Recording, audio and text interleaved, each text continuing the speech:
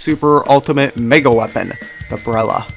Sporting a canopy that could protect it from incoming shots had the potential to become one of the most useful weapons in Splatoon. However, this potential would never really be realized, and today the Brellas sit as a fun weapon class that isn't really taken seriously. But their history is very interesting, so here it is for your viewing pleasure.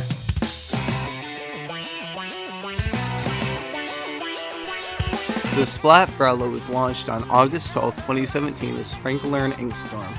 It was a weapon designed to make shooters finally meet their match. It had a deployable shield that could protect it from all shots in the front, and it could even pop off and fly over spaces where the user would otherwise be vulnerable. In return for it having a portable shield though, it would do low damage, use a lot of ink, and have a low strafe speed. Furthermore, it is a horrible painter that needs another player to paint for it. This led to it being used as a supporting weapon like the Splattershot Jr. would become. It could distract enemy teammates for a long time with its shielding capabilities, giving your team breathing room to operate. It could also protect them from attackers if they were, say, carrying the Rainmaker. It's also a very effective anti-charger weapon, as it took 2 shots to splat a Brella user, one to pop the Brella and another to actually splat them. The 1.0s would treat the Splat Brella very well. While the points per special would increase from 170 points to 180 points, the time to open the canopy decreased by 8 frames, the time to completely open the canopy decreased by 10 frames, the strafing speed increased by 38%, they increased the droplet damage to 18, decreased the damage of shooters, splatlings, and dualies against the canopy by 30%, and they made the Brella no longer get shredded upon Baller. The Splat Brella in this state would reach a point of being viable and commonly used in the Japanese scene. It is an incredible weapon in solo and in a fantastic state. However, it would find itself being destroyed in the next patches. The 2.0s increased the points per special to 190, narrowed the area painted with a shot, increased ink consumption per shot by 5.5%, and increased the damage to the canopy by blasters and chargers. The Sorella Brella would then release, sporting Auto Bomb and Splat Bomb Launcher. It would mostly be used for spamming Splat Bomb Launcher and would be considered a pretty good Brella. 3.0.0 would see the painting area nerf reversed, but the farther patches would still see absolute disaster. The 4.0s would see the points to special increase to 200 and ink consumption increase to 6.35%. Finally, the 5.0s would decrease the maximum damage dealt per droplet to 16.2, decreasing total maximum damage to 81.0, and decrease the minimum damage per droplet to 10.8. The special gauge would go down to 190 points, but the Sorella Brella would see its special go from 180 to 200 points. By this point, it was useless. Splatoon 3 did little to help the Brella, with Inkstorm replaced by Triple Ink Strike, which effectively did the same thing. In fact, there are far more collision errors where shots go right through the Brella. It continues to rest, unused in top level play, only a shadow of its former self.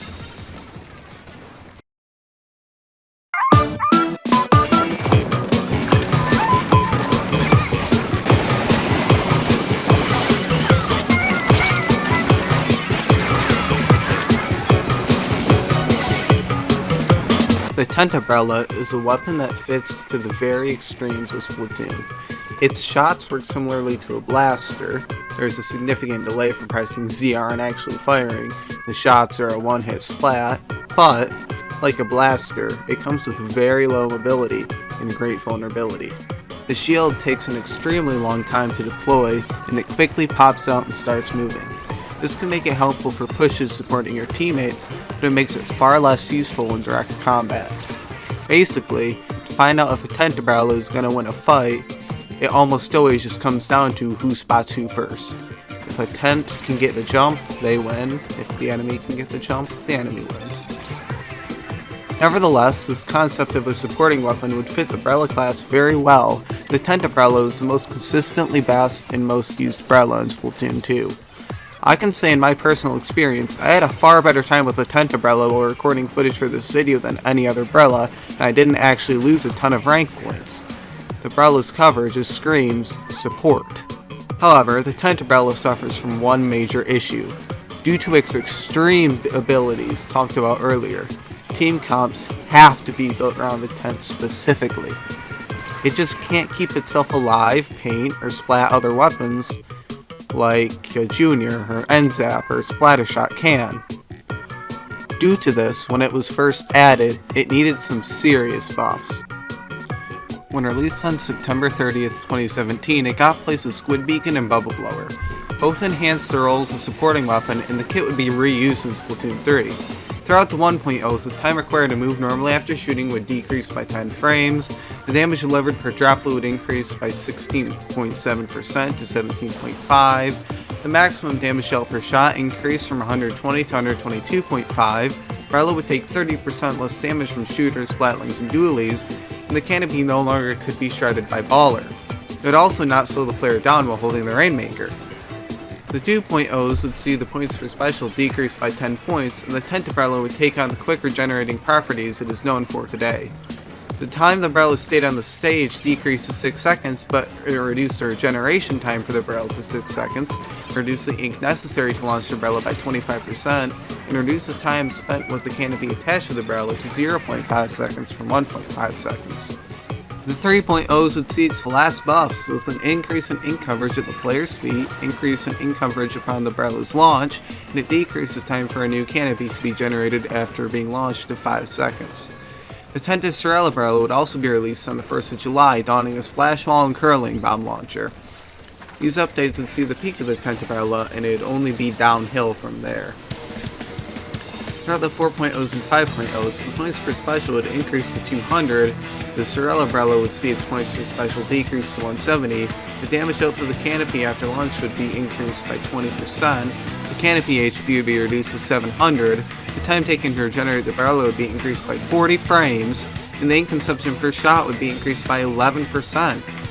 Tenta Brella would release though, bundled with Inkmine and Ultra Stamp, but this would do little to turn the course of history. The Tenta Brella is now just a below average weapon, and in Splatoon 3 not much would change. The hitbox would get moved slightly forward, but it is moved back to Splatoon 2's original position. It would also get ink back, which basically does what Big Bubbler did. Even though it's the strongest Brella, it's still a very weak weapon.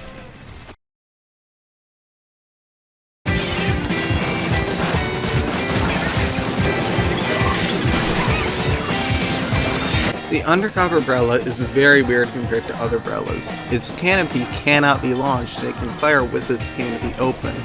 This gives it the incredible ability to stay alive for times unimaginable by other Brellas, or any other weapon really. With a 160 point splashdown, it could quickly pull them out, and Inkmine had the ability to impede any attackers, and it also moved far faster than any other Brella with its canopy out. Unfortunately, the Undercover Brella would just not live up to its hype.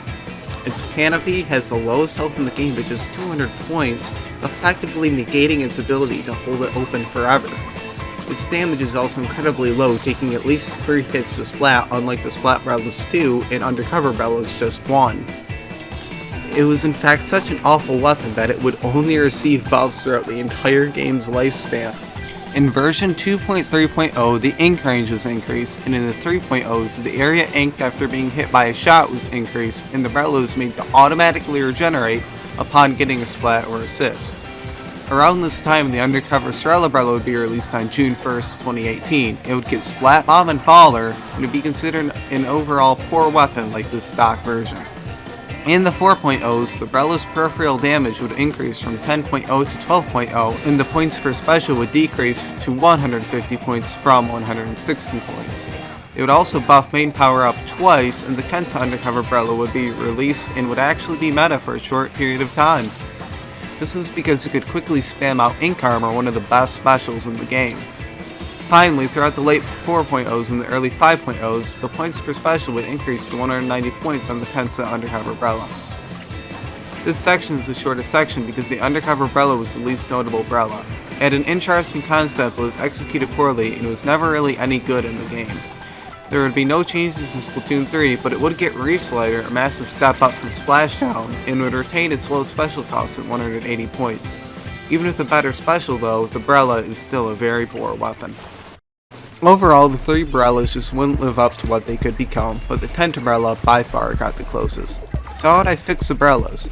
How would I make the Brellas something to be proud of? Well, for the Undercover Brella, I would increase its shield health to 350 points and increase its damage to 45.0. This would let the shield actually be useful, and it would be able to splat her enemies easier. The Splat Brella just needs to be reverted to its 1.4.0 version, simple as that. A buff to Trampoline Strike also won't hurt since it really isn't a great special. Finally, the Tenta Brella. What the Tenta Brella needs is the ability to somewhat survive being jumped, maybe.